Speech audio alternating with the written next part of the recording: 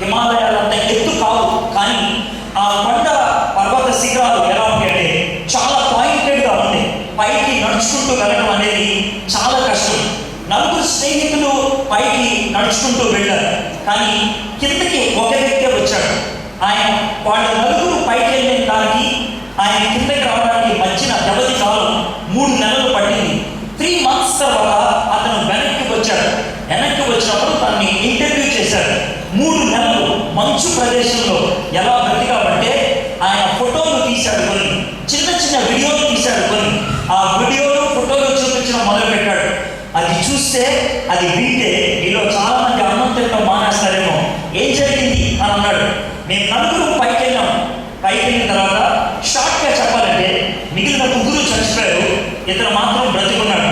ఇతను బ్రతికుండటానికి చేసిన పని ఏంటంటే వాళ్ళ స్నేహితుల యొక్క శరీరాన్ని తినటం మొదలుపెట్టాడు, వాళ్ళ యొక్క మాంసాన్ని తినటం మొదలుపెట్టాడు. 3 నెలలు ఒక్కొక్క స్నేహితుడిని తినుకుంటూ వచ్చాడు. ఆ తర్వాత కిందకు వచ్చేసాడు.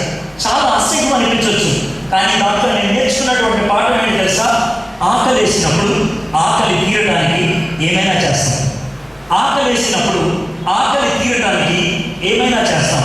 తెలుగులో నానుడు ఉన్నది కదా, ఆకలి వేస్తే ఎండుగడ్డైనా చాలా స్వీట్గా ఉంటుందంట. నిద్ర వస్తే కనుక బస్సులో పట్టుకొని కూడా నిద్రపోయి కలలు కనగలిగేవాళ్ళం. అది నిద్ర సుఖం ఎరగదు, ఆకలి రుచి ఎరగదు, అది మనకి తెలిసిందే. లోన ఉన్నటువంటి తపన అటువంటిది అయినప్పుడు దాన్ని నెరవేర్చుకోవడానికి సకల ప్రయత్నాలు చేస్తాం. కాస్త ఊరట కలిగితే, కాస్త అనుభూతి కలిగితే ఇదే కరెక్ట్ అని అనుకుంటాం. బహుశా ఈ మాటలు చెప్తూ ఉంటే మీకు కొన్ని పాటలు గుర్తొస్తూ ఉండొచ్చు. నాకు ఆకలి లేదు, ఇదేనేమో ప్రేమ. నేను అన్నం చూస్తుంటే నువ్వే కనపడుతున్నావు, ఇదేనేమో ప్రేమ. వెనక్కి తిరిగి చూస్తే నా నీడ కనపడుతుందా, నీ నీడే కనపడుతుంది, ఇదేనేమో ప్రేమ. ఈ డైలాగులన్నీ మీరు విన్నవే, అవునా కదా? ఈ డైలాగులు ఎందుకు వచ్చాయో తెలుసా? ప్రేమ అనే వాస్తవతలో ఉన్నది, కానీ అది ఏంటో బయట తెలియదు. కనబడిందే ప్రేమ అనుకున్నారు, అనుభవించిందే ప్రేమ అనుకున్నారు, అనుభూతి కలిగిందే రైట్ అని అనుకున్నారు. ఆ పాటలు విన్న మీరు ఇదే రైట్ అనుకొని మీరు అనుకుంటే మన బతికేమంతో ఆలోచించండి. కాబట్టి ఎవరో ఒకళ్ళు చెప్పాలి అది తప్పు, ఇది రైట్ అని. చాలాసార్లు మనకి చిరాకు వేసేది ఏంటి తెలుసా? మన తల్లిదండ్రులు కానీ పెద్దలు కానీ అది తప్పురా అని అంటారు, కానీ మన మనసులో ఏమనుకుంటారు తెలుసా? కరెక్టే, మరి రైట్ ఏంటో చెప్పు, మరి రైట్ ఏంటో చెప్పు. అది కావాలి. నాకు లోన అనుభూతి ఉన్నది, నాకు కోరిక ఉన్నది, డిజైర్ ఉన్నది, మరి దాన్ని ఎక్కడ నేను తీర్చుకోవాలి? నాకు ఇక్కడ కాస్త ఊరట కలుగుతుంది, కాస్త హ్యాపీగా అనిపిస్తుంది, కాబట్టి ఇది తప్పు అంటున్నావు, మరి ఎక్కడ రైట్ అంటావు? ఒకవేళ అడవిలోకి నిన్ను పంపించేస్తే ద వైల్డ్ వర్సెస్ మ్యాన్, మీరు ఎంతమంది ఆ ప్రోగ్రామ్ చూస్తారో తెలియదు, ద వైల్డ్ వర్సెస్ మ్యాన్. దాంట్లో చూస్తే మీకు అర్థమవుతుంది, కనబడి ఏవైనా సరే తినేయడం మొదలు పెడతారు. వాడికి బొత్తికి కనబడచ్చు, దాన్ని చంపుకు తినేస్తారు. వాడికి ఒక చిన్న సాగడి కనబడచ్చు, దాన్ని చంపుకు తినేస్తారు. ఏమి తినాలి ఏమి తినకూడదు వాడికి తెలుసు. ఎందుకు తెలుసా? వాడికి తెలిసిందల్లా ఒకటే, ఆకలేస్తుంది, దాన్ని తీర్చుకోవాలి, దాన్ని తీర్చుకోవాలి. తీర్చుకోవడానికి ఏది తినాలి ఏది తినకూడదు అది వాడు ఉన్నటువంటి నియమం. కానీ మనం ఈ లోకంలో ఉన్నటువంటి మనం, ఆధునిక లోకంలో ఉన్నటువంటి మనం, what is right, what is wrong, ఏది సరి అయినది ఏది సరి అయినది కాదు, కేవలం మన ఇంగిత జ్ఞానం చెప్పదు. That's what I want to tell. కేవలం మన ఇంగిత జ్ఞానం చెప్పదు, మనకి నేర్పించాలి. ట్రైనింగ్ అందుకే అవసరం, టీచింగ్ అందుకే అవసరం. అందుకే ఇటువంటి ప్రోగ్రామ్స్కి పిలిచారు. ఎక్కడైనా 10 కప్పలు వరుసగా కూర్చొని, ఇంకో పెద్ద కప్ప ఒక రాయి మీద కూర్చొని కింద ఉన్న కప్పలకి నేర్పించడం చూసారా? కానీ ఇప్పుడు జరుగుతుంది అదే. నేను కప్పలాగా కూర్చున్నాను, నేను పెద్ద కప్పలాగా కూర్చున్నాను. కప్పలకు జరిగింది మనకి జరిగేది ఇది ఒక్కటే తెలుసా? We have to learn from others. ఇతరుల నుంచి నేర్చుకోవాలి. చెప్పకుండా తెలియకుండా ఎవడైనా నాశనం అయిపోతే వాడి మీద మనకు కలిగేది జాలి. చెప్పిన తర్వాత వాడి నాశనం అయిపోతే జాలి కాదు, చిరాకు. అది మీ విషయంలో కలగకుండా చూసుకోండి. దేవుడు మీ మీద చిరాకు పడకూడదు. యేసు ప్రభువు ఒకవేళ సువార్తలో గమనించినట్లయితే ఆయనకు 2 రకాలైనటువంటి స్పందనలు కనబడుతుండే. ఏంటి ఆ 2 రకాలైన స్పందనలు అంటే, ఒకవేళ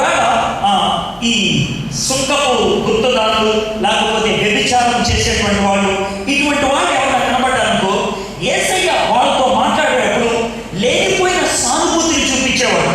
ఎక్కడో ఎక్కడో ఎవరికి అర్థం కానటువంటి ప్రేమ పదాలు ఉపయోగించేవాడు. అమ్మా, బాబు ఇలాగ మాట్లాడుతూ ఉండేవాడు. ఇది ఆయన లక్షణం అని అనుకుంటే అదే యేసయ్య. పరిసయ్యుడు కానీ శాస్త్రి కానీ కనబడితే చెడ్డ చిరాకుతో మాట్లాడేవాడు. పెద్ద తెలిసినట్లు మాట్లాడుతున్నావే, ఇలాంటి డైలాగ్ వేసేవాడు యేసయ్య. ఎందుకని అటువంటి ధోరణి ఉపయోగించేవాడు? ఎందుకని శాస్త్రులు అంటే యేసయ్యకి చిరాకు?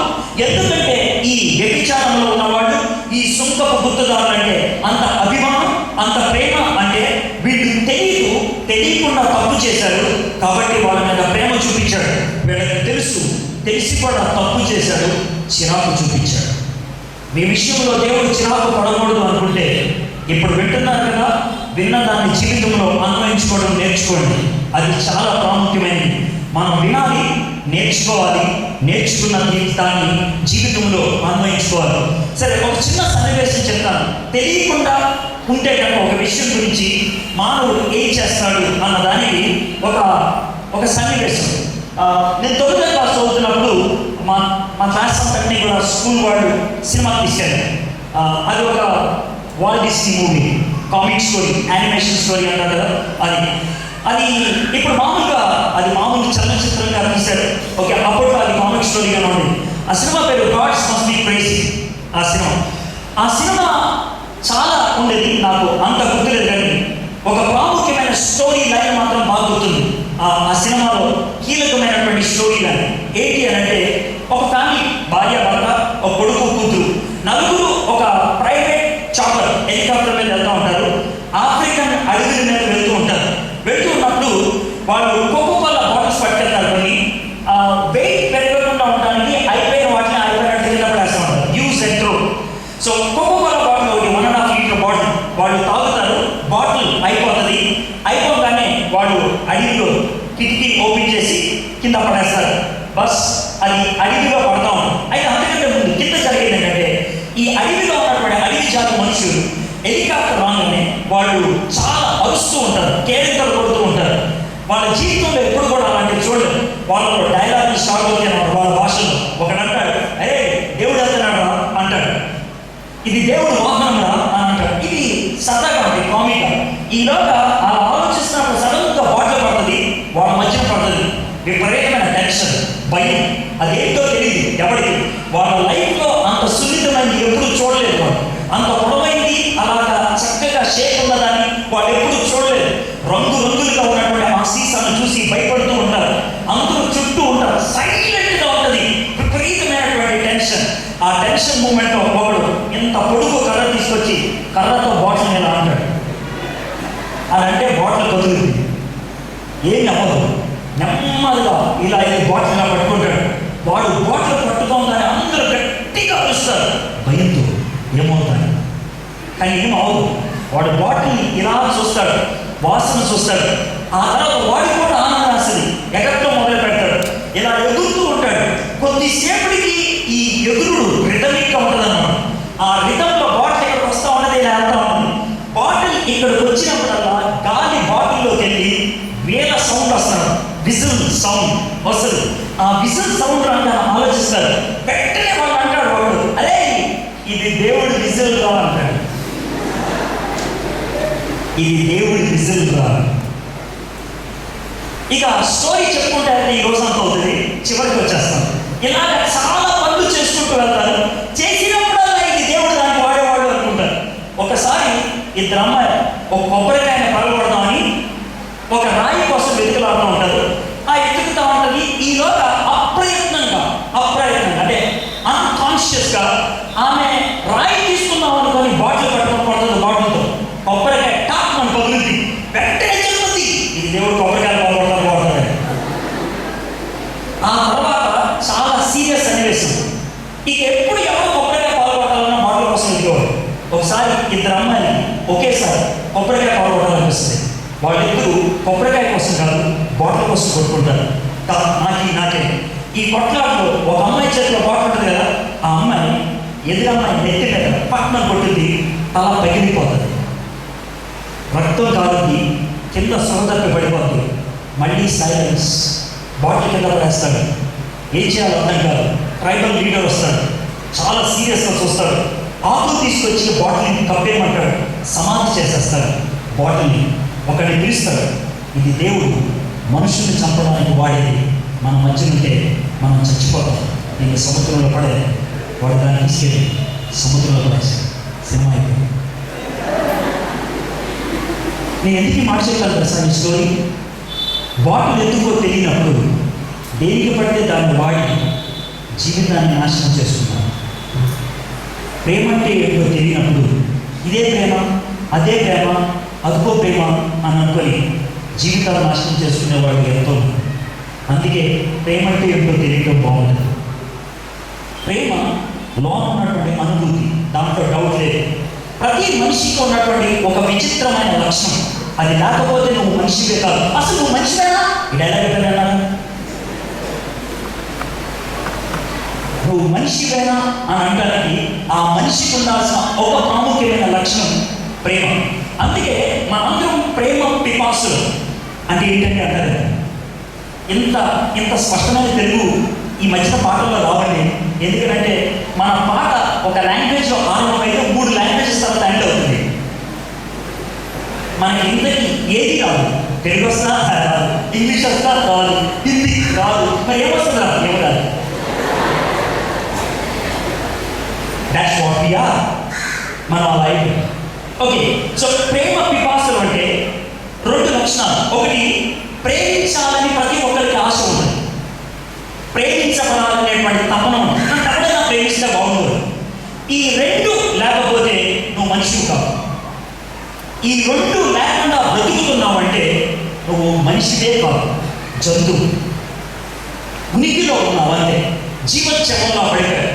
ఒకవేళ ఈ 2 లేకుండా ఒక వ్యక్తిని చూపించాలంటే ఎండిపోయిన చెట్టు, పక్కన సీసా, ఇంకో పక్కన పిచ్చి కుక్క, ఆ పక్కన నువ్వు కూర్చోవాలి. అది ఆడెవడు తెలుసా? ఈ 2 లేడు. ఏ 2? ప్రేమించేవాడు లేడు, ప్రేమించడానికి ఎవరు లేడు. ఒక్కడే ఎండిపోయిన చెట్టు, పక్కన సీసా, పిచ్చి కుక్క, మీరు. అది మీరు కాదు, నాకు తెలుసు. ప్రేమ కోసం తప్పిస్తున్నాను. సహజం, ప్రేమ ప్రతి మానవుడి జీవితంలో భాగం అయిపోయింది. ఏ కంప్యూటర్లో అయినా 5 ఏళ్ళ 12 వస్తుంది, అవునా కదా? అదేంటి అంత సీరియస్గా చూస్తారు? దీన్ని ఒక పెద్ద చెప్పాలా వీడనా? నేను ఎందుకు చెప్పాను తెలుసా మాట? ఏ కంప్యూటర్లో అయినా 5 ఏళ్ళ 12 వస్తుంది. ఎందుకు వస్తుందంటే కంప్యూటర్ని ఆ విధంగా తయారు చేస్తారు. అది మాకు తెలుసులేదు, మీ మనసులో అనుకునే మాట. అలా ఎందుకు చేశారంటే అసలు ముందు 5 ఏళ్ళ 12 కలిసింది. ఓహో, ఇది మాకు చెప్పాలా? ఇది మీరు అనుకునే మాట. దీన్నే ఏమంటారంటే ప్రొడ్యూసర్లో ఏదైతే ఉన్నదో అదే ప్రోడక్ట్లోకి వస్తుంది. ప్రొడ్యూసర్లో ఏదైతే ఉన్నదో అదే ప్రోడక్ట్లోకి వస్తుంది. నాకు ఏమి తెలుసో అది మాత్రమే నేను తయారు చేసిన దాంట్లో పెట్టగలను. నాకు తెలియంది నా యొక్క కంప్యూటర్లోకి వస్తే, నాకు తెలియంది నేను తయారు చేసిన వస్తువులోకి వస్తే దాన్ని కంప్యూటర్ భాషలో వైరస్ అంటారు, లేకపోతే జబ్బు అంటారు. జబ్బు. ఈ మాట నేను ఎందుకు చెప్తానంటే మన అంతలో ప్రేమ ఉన్నది అని అంటే, ప్రేమ అనేది మానవుల యొక్క లక్షణం, సహజ లక్షణం అయితే ఈ ప్రేమ ప్రొడ్యూసర్లో ఉండాలి. అందుకనే ప్రపంచంలో ఒకే ఒక మత గ్రంథం ఆ ప్రేమ గురించి అద్భుతంగా వివరించగలుగుతుంది, అది బైబిల్. ఎందుకంటే బైబిల్లో ఉన్న దేవుడు ఒక్కడే నేను ప్రేమను అని అన్నాడు. ఆయన ప్రేమించేవాడు కాదు. Please remember that. నేను ప్రేమను అని అన్నాడు. ప్రేమ ఉండాలి అనంటే, ప్రేమ అనేది ఉండాలి అనంటే 3 ఉండాలి. ఏంటంటే 3 అంటారు. ఒకడు ప్రేమించేవాడు, రెండోది ప్రేమించబడేది, మూడోది ఐ లవ్ యూ అని చెప్పడానికి ఒక గులాబీ పువ్వు.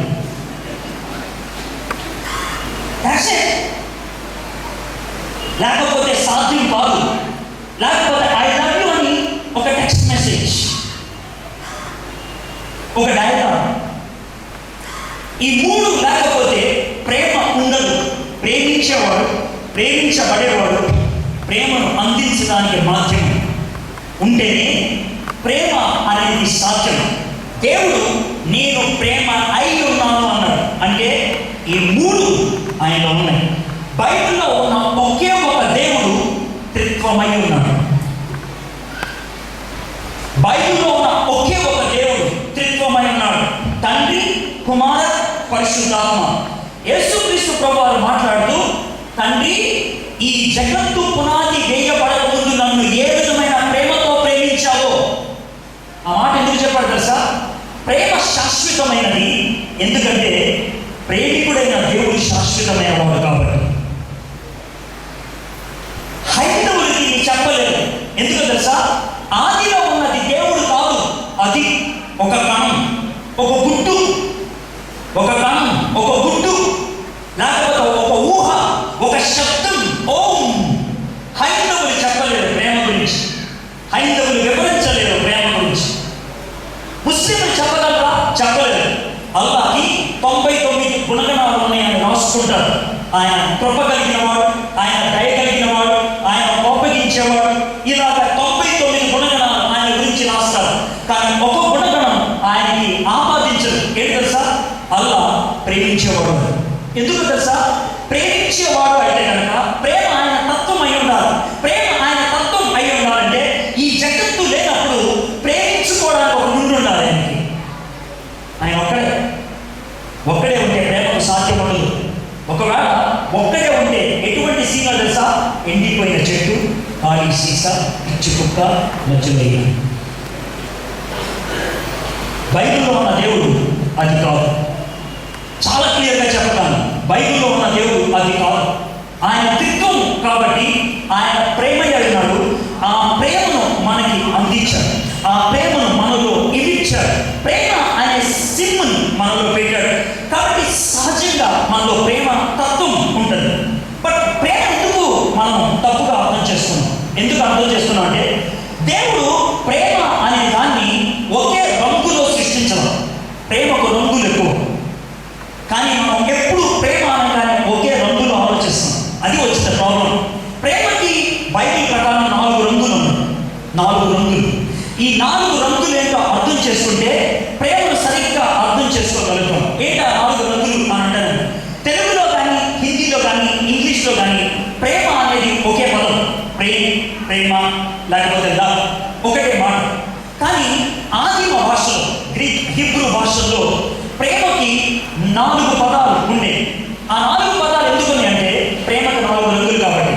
ఆ 4 రంగులు ఏంటో అర్థం చేసుకుంటే ప్రేమ విషయమై మనము తొందరపడలేము. ఐ లవ్ యూ అని నేనంటే మీరు టెన్షన్ పడిపోరు. ఎందుకు అని అంటే ఐ లవ్ యూ అని రకరకాలుగా అనొచ్చు, రకరకాల ఉద్దేశాలతో అనొచ్చు. కానీ మీ ఉద్దేశంలో లవ్ ఒకటే, అందుకనే తొందరపడుతున్నారు.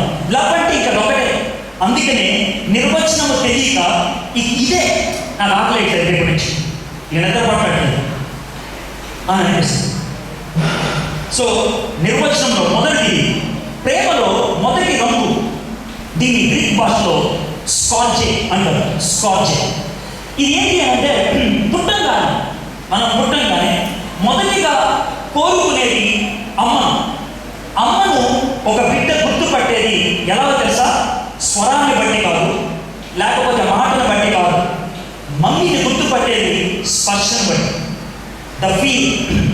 మారుతి కార్ అడ్వర్టైజ్మెంట్ కొంతకాలం క్రితం వచ్చింది. అది చూస్తే స్కార్చే లవ్ నాకు బాగా అర్థమైంది.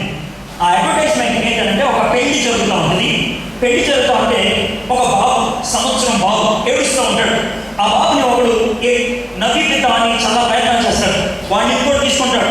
ఇలాగ 10 మంది తీసుకుంటారు. 10 మంది తీసుకుని వాడికి బెలూన్ మూడు పెడతారు, అది చేస్తారు. ఏది చేసినా వాడు ఏడుపు మానం. ఈలోగా ఒక అమ్మాయి వస్తుంది, కొంచెం పెద్దగా ఉంటుంది అమ్మాయి. ఆ అమ్మాయి ఒళ్ళో అంటే అమ్మాయి చేతిలో ఇలా పెడతారు. ఆ అమ్మాయి చేతిలోకి వెళ్ళగానే వీడు అని ఏడు పడేస్తారు. కింద అడ్వర్టైజ్మెంట్ పడుతుంది. మారుతి గ్యారేజ్లోకి వస్తే గొడవ చేయకూడదు. వాడు ఉద్దేశం తెలుసా? ఆ బాబు ఈమె ఒళ్ళోకి వెళ్ళగానే ఎందుకు సైలెంట్ అయిపోయాడు తెలుసా? ఆమె ఎవరు? అమ్మ, స్పర్శ, దాన్ని స్కార్చే లవ్ అని అంటారు. మీరు కొంతమంది ఇక్కడ తల్లులు ఉన్నారు, మీరు 199% మంది తల్లులు అయిపోతారు కొన్ని సంవత్సరాల తర్వాత. పెళ్ళిలో ప్రతి ఒక్కరు నేర్చుకోవాల్సినటువంటి పాఠం. ఒకవేళ పెద్దవాళ్ళు తల్లిదండ్రులు మిమ్మల్ని సరిగ్గా ప్రేమించకపోతే, అంటే తొలి సంవత్సరాల్లో అందవలసినటువంటి ప్రేమ అందకపోతే ఆ ఆకలి అలా ఉండిపోతుంది. ఆ ప్రేమ కోసం బయట వెతుకులాడుతూ ఉంటారు. బహుశా మీరు ఆ పరిస్థితిలో ఉన్నారు, నాకు తెలియదు. మీకు జరుగుతుండొచ్చు ఆ పొరపాటు, మీ పిల్లలకి జరగకుండా చూసుకోండి. మీకు జరుగుతుండొచ్చు ఆ పొరపాటు, మీ పిల్లలకి జరగకుండా చూసుకోండి. తల్లి నుంచి తండ్రి నుంచి అందాల్సిన ప్రేమ అందకపోతే ఆ ప్రేమ కోసం పక్కింటికి వెళ్తారు, పక్క ఊరు వెళ్తారు. మంచినీళ్ళు దొరకకపోతే దాహం వేస్తే మురికి నీళ్ళు తాగుతారు. ఆకలి వేస్తే అన్నం దొరకకపోతే పురుగులు తింటారు. ప్రేమ కోసం తప్పించే పిల్లలకి ప్రేమ దొరకకపోతే కనబడింది ప్రేమ అనుకుంటారు. మీ పిల్లలకి అది జరగకుండా చూసుకోండి. ఇది స్కార్చే లవ్. రెండో ప్రేమ 4-5 సంవత్సరాల నుంచి స్టార్ట్ అవుతుంది. అదేంటంటే చిన్న పిల్లలు, 4-5 సంవత్సరాల పిల్లలు ఎక్కడ కంఫర్టబుల్గా ఉంటారు తెలుసా?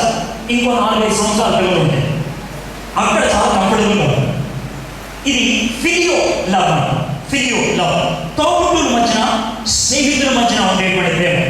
తోబుట్టువుల మధ్యన, స్నేహితుల మధ్యన ఉండేటువంటి ప్రేమ. ఎవరికైతే తోబుట్టువుల ప్రేమ ఉండదో, ఎవరికైతే స్నేహితుల ప్రేమ ఉండదో, ఆ ప్రేమ కోసం బయటకు వెళ్తారు.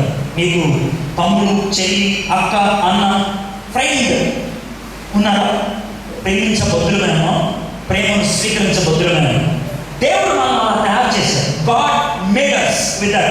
యేసుక్రీస్తు ప్రభువు అందుకే ఐ యామ్ యువర్ ఫ్రెండ్ అని అన్నాడు. నేను నీ ఫ్రెండ్ని అని అన్నాడు. His love is phileo love towards us. మన పట్ల స్నేహితుల్లాగా ప్రవర్తించేవాడు. స్నేహితులు అంటే పిచ్చాపాటి మాట్లాడుకుంటారు. దానికి ఒక రిథం, ఒక లైన్, ఒక పద్ధతి ఉండక్కర్లేదు. Yes, God wants to be a friend. దేవుడు మనతో మన ఫ్రెండ్ లాగా ఉండాలని ఇష్టపడుతున్నాడు. ఏం విషయాలు ఏంటి? ఇవాళ ఏం తిన్నావు, ఏం చేసావు, ఏం సబ్జెక్ట్ చదువుకున్నావు, ఎక్కడికి వెళ్ళావు, ఎవరితో వెళ్ళావు. God doesn't feel when you discuss these things. ఈ విషయాన్ని ఆయనతో డిస్కస్ చేసినప్పుడు ఆయన చెప్పగా ఫీల్ అవుతాడు. ఎందుకంటే he is our friend. This is our second love, phileo love. The third one, ఇది the most critical young people. ఇది 10-13 సంవత్సరాల మధ్యన స్టార్ట్ అవుతుంది. కొంతమందికి ఎర్లీగా మీడియా ఎక్స్పోజ్ ఎక్కువైతే, లేకపోతే కొన్ని రకాలైనటువంటి ట్రీట్మెంట్స్, హార్మోన్స్ ఎక్కువైతే 10th ఇయర్లో స్టార్ట్ అవుతుంది. నార్మల్గా అయితే 11th, 12th ఇయర్స్లో ఉంటుంది. కొంతమందికి ప్రాబ్లం ఉండి 13th ఇయర్ దాకా డిలే అవ్వచ్చు. 10 to 13 అన్నాను. ఈ మధ్యలో కొత్తగా ఆరంభమయ్యేటువంటి మూడవ ప్రేమ ఇరాస్.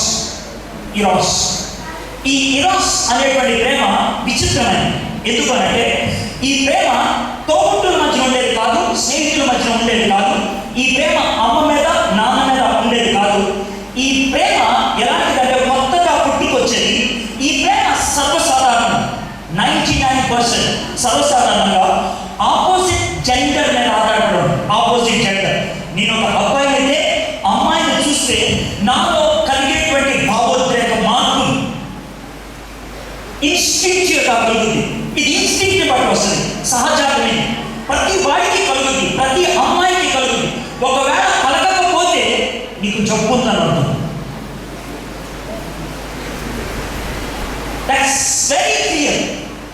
ఇది నార్మల్ కోర్స్ ఆఫ్ లైఫ్లో, మానవ సహన జీవితంలో ఉండాల్సింది. సో ఇది భావోద్రేకాలు వస్తుంటే 12-13 సంవత్సరాలు వచ్చాడు ఒక అమ్మాయి మనకు. ఒక అబ్బాయిని చూడంగానే మేబీ ఒక్కొక్కడికి ఒక్కో తత్వం అంటే, వాడు బట్టే సూపర్ ఆడతాడే, వాడగా నాకు ఇష్టం. వాడు బాగా సూపర్ ఆడతాడే, వాడగా నాకు ఇష్టం. వాడు కాళ్ళు వేస్తాడు, సూపర్ ఆడేదే నాకు ఇష్టం. ఈ కారణం ఏదైనా అవ్వచ్చు, దాంతో ఆ వ్యక్తి మీద ఒక అభిమానం ఏర్పడుతుంది. ఆ అభిమానం కాస్త ఇట్ గోస్ బియాండ్. లోన తెలియనటువంటి మార్పు, లోన తెలియనటువంటి ఒక కెమికల్ బాండ్ జరుగుతుంది. దాన్నే మేము ఏమంటామంటే ఇదేననుకుంటా ప్రేమ. మైండ్లో వచ్చే ఇదేననుకుంటా ప్రేమ. This is the third love. చాలా మంది ఇక్కడ స్ట్రక్ అయిపోతారు. ఇక్కడ స్ట్రక్ అయిపోయి ఇదే ప్రేమ జీవితాన్ని నాశనం చేసుకుంటూ ఉంటారు. ఇక దాంతో కొనసాగి అక్కడితో ఆగిపోతే పదవ, ఇక దాంతో కొన్ని డైలాగులు వస్తాయి. నేను ఫేస్బుక్లో చాలా ఎక్కువగా సమయాన్ని గడుపుతాను. ఫేస్బుక్ వాళ్ళు కూడా నన్ను నా బాధను గుర్తించి 5,000 మంది ఫ్రెండ్స్ ఉంటారు ఎవరికైనా. 5,000 దాటి ఇవ్వరు వాడు, కానీ నాకు 5,221 మందికి ఇచ్చాడు. సో విపరీతమైన రిక్వెస్ట్లు ఉన్నాయి, 1,800 రిక్వెస్ట్లు ఉన్నాయి. ఇంకా ఈయన యాక్సెప్ట్ చేయలేదు. I chat with so many people. I spend a lot of time on Facebook. చాలా మంది. ఒకసారి ఫేస్బుక్లో ఆ టైంలో ఉన్నటువంటి ఫ్రెండ్స్ అందరినీ ఒకటే ఒక క్వశ్చన్ అడిగాను, లవ్ అంటే నువ్వు ఏమనుకుంటున్నావు? వాడు ఇచ్చినటువంటి జవాబులు ప్రకటన దీంట్లో రాశారు. నేనేమంటాను తెలుసా, లవ్ అంటే కొంతమంది జవాబు, లవ్ అంటే సెక్స్ని అనుభవించడం అన్నాడు ఒక వ్యక్తి. సెక్స్ని అనుభవించడం అన్నాడు. లవ్ అంటే ఆకలి వేసినప్పుడు అన్నం తినాలనిపిస్తుంది, దాహం వేసినప్పుడు నీళ్లు తాగాలనిపిస్తుంది, ఒక వయసుకు వచ్చిన తర్వాత లవ్ చేయాలనిపిస్తుంది. చాలా అద్భుతంగా ఇచ్చారు డైలాగ్. ఇంకొక వ్యక్తి లవ్ అనేది నాకు తెలియకుండా వచ్చేస్తుంది కాబట్టి గుడ్డికి అంటాడు అన్నాడు. లవ్ ఈజ్ గాడ్ అన్నాడు. ఇంకొక వ్యక్తి ఏమన్నాడంటే లవ్ చేయకుండా ఉండటం అనేది చాలా కష్టం కాబట్టి లవ్ చేసేస్తే పోతుంది, కన్యరికం అనేది భారం అయిపోయింది అన్నాడు. అదన్నమాట. Virginity is a burden because love is a desire. ఇంగ్లీష్లో ఫ్రాన్స్ దేశం నుంచి ఈ డైలాగ్ వచ్చింది. Love is so powerful desire, virginity has become a burden. కన్యగా ఉండటం అనేది ఒక భారం అయిపోయింది. ఎందుకంటే ప్రేమ అనేది తీరని కోరిక కాబట్టి ఆ కోరిక తీర్చుకోవాలి. ఇది వాడు ఇచ్చినటువంటి డైలాగ్ అన్నమాట. మరికొంతమంది అన్నారంటే ప్రేమ అనేది చేస్తే వచ్చేది కాబట్టి చూసి అనుభూతిని పొందుతున్నాను అని అన్నారు. ప్రేమ అనేది చేస్తే వచ్చేది కానీ చూసి అనుభూతిని పొందుతున్నాను అన్నారు. నా ఉద్దేశం ఇక్కడ కూర్చున్న వాళ్ళు 70% మందికి అలవాటు ఉంటుంది. పాన్ నీటి బొమ్మలు చూడటం చాలా మందికి ఉండవచ్చు. లోన ఉన్నటువంటి కోరికను తీర్చుకోవడానికి ఏమి అవకాశాలు దొరక్క పోనీలే కాస్త జీవితాన్ని పవిత్రంగా ఉంచుకుందాం అని బొమ్మలు చూసి అనుభూతిని పొందాలి. నన్ను ఒక వ్యక్తి అడిగాడు, బొమ్మగా చూసింది తప్పేంటి, అది పాపమా అని అడిగిన వాళ్ళు కూడా ఉన్నారు. మీ మనసులో ఈ ప్రశ్న ఉండుండొచ్చు. ఎవరో ఒకరిని అడగాలి, ఎవరో ఒకరు చెప్పాలి. ఏమండి ఇలాంటి విషయాలు చర్చిలో డిస్కస్ చేయాలా? బైబిల్లో మాత్రమే సెక్స్ యొక్క పవిత్రత గురించి అభివర్ణించాడు కాబట్టి ఇది చర్చిలోనే డీల్ చేయాలి, బయట కాదు. ఇది శాస్త్రానికి సంబంధించింది కాదు, జీవితానికి సంబంధించింది. ఇది పవిత్రతకు సంబంధించింది కాబట్టి దీన్ని ఇక్కడే బోధించాలి. యేసు ప్రభువు ఒకవేళ ఒక పాపం గురించి అతి ఎక్కువగా మాట్లాడాడు అంటే అది ఏ పాపం గురించి తెలుసా? సెక్స్ గురించి. మిగిలిన పాపాలన్నీ ఒకటి, ఇదొక్కటే ఒకటి అన్నాడు. ఎందుకంటే ఇది అంత పెద్దమైంది కాబట్టి దాన్ని డిస్కస్ చేయాలి. దాని జోలికి ఎందుకు వెళ్ళకూడదు, ఎలా వెళ్ళకుండా ఉండాలో నేర్చుకోవాలి. మనం ఈ శరీరం దేవుని ఆలయం. సెక్స్ అనేది ఈ శరీరంతో చేసేది. దేవుని ఆలయాన్ని ఎవరైనా పాడు చేస్తే నేను తట్టుకోలేను అన్నాడు దేవుడు. కాబట్టి దాని గురించి మాట్లాడాలి, వాణిని ఇవ్వాలి, బుజ్జగించి చెప్పాలి. కాబట్టి ఇరాస్ గురించి కొంచెం ఎక్కువ టైం చెప్తాను. ఇరాస్ లవ్ విషయంకి వచ్చేప్పటికి దేవుడు మనుషులకి కొన్ని ప్రత్యేకతలు ఇచ్చాడు. ఏంటా ప్రత్యేకతలు అంటారు? ఒకవేళ జంతువుకి మనిషికి తేడా ఏంటి అని అడిగితే మీరు హాస్యాస్పదంగా ఎక్కువ శాతం మంది ఇచ్చే జవాబు ఏంటో నాకు తెలుసు. ఏంటి తెలుసా? జంతువుకి కోపం నాకు లేదు. నేను అంత స్థితిగా అడగను. I mean bit serious. జంతువుకి మనిషికి ఉన్నటువంటి తేడా ఏంటి అని అంటే నేను 4 తేడాలు చూశాను. 4. ఈ 4 కేవలం మనకే ఉంది, జంతువులకి లేదు. ఏంటి ఆ 4 అని అంటే మొదటి చాలా సింపుల్గా చెప్పాలంటే నా పని కనబడలేదు, అది కలర్ వేసుకున్నాను. గాలి వేయలేదు, ఫ్యాన్ వేసుకున్నాను. మొహం కనబడలేదు, నల్లగొన్నాను కదా, లైట్ వేసుకున్నాను. ఇది నేను చేయగలను, జంతువు చేయదు. లేని దాన్ని సృష్టించగలను, లేని దాన్ని తెచ్చుకోగలను. దీన్నే సృజనాత్మకత అంటారు, క్రియేటివిటీ. లేని దాన్ని తయారు చేసుకోవడం. షర్ట్ వేసుకున్నాను, చల్లేస్తుందేమో, సిగ్గును కప్పుకోవాలి. కాళ్ళకి షూస్ వేసుకున్నాను, ముళ్ళు గుచ్చుకుంటుందేమో. సృజనాత్మక, టు క్రియేట్ సంథింగ్ న్యూ. కోతి 1000 సంవత్సరాల క్రితం ఎలా జీవించిందో ఇప్పుడు కూడా అలాగే జీవిస్తుంది. కానీ మనం మారుస్తాం. 1000 సంవత్సరాల క్రితం మామిడికాయ తిన్నాం, కోతి మామిడికాయ తిన్నాం. ఇప్పుడు మజా తాగుతున్నాం, కోతి మామిడికాయ తిన్నాం. మజా ఇస్తే తాగుతాం. మ్యాంగోని మజా చేయగలం మనం, కానీ కోతి చేయలేదు. క్రియేటివిటీ, ఇది మొదటి. రెండవది రేషనాలిటీ అంటారు, అంటే విచక్షణ. ఇది రైట్, ఇది రాంగ్, ఇది రైట్, ఇది రాంగ్. ఆ తారతమ్యాన్ని మనం చెప్పగలం, మిగిలిన చెప్పగలం. మూడోది మొరాలిటీ, నైతికత్వం. నైతికత్వం అనే దాన్ని ఎలా చెప్పగలం? Johnny Johnny what papa, eating sugar, no papa, telling lies, no papa, open your mouth, good. ఈ రైట్లో ద మెయిన్ ఈవెంట్ ఏంటి తెలుసా? ద మెయిన్ స్ట్రెస్ ఏంటి తెలుసా? జానీ పంచదార తిన్నాడు. వాడు నోరు తెరవమన్నప్పుడు పంచదార నోట్లోంచి బయటికి కనబడింది. ఇక ఏడవలాగా నవ్వాడు. అది స్టోరీ. మీరు ఇప్పుడు నవ్వలేదు, నాకు తెలుసు. అది చాలా సెంటిమెంటల్ లైన్. అర్థం కాక మనం అలా మార్చాం. చాలా సెంటిమెంటల్ లైన్. మనలో చాలా మంది ఏడవలాగా నవ్వుతారు. ఎందుకు చెప్పడా? మీరు ఇందాక స్కిట్ వేస్తూ ఉంటే వాళ్ళిద్దరూ ప్రేమలో పడ్డారు అని చూపించుకోవడానికి కింద పడిపోయారు. అందులో అప్పుడు ఆ టైంలో మీ ముఖాన్ని చూస్తున్నాను, వాళ్ళు చూడలేదు. మీలో ఒకలాంటి నవ్వు వచ్చింది. ఆ నవ్వు జోకులు చూసి కాదు, లోనున్న టెన్షన్ని ఆపుకోవడం.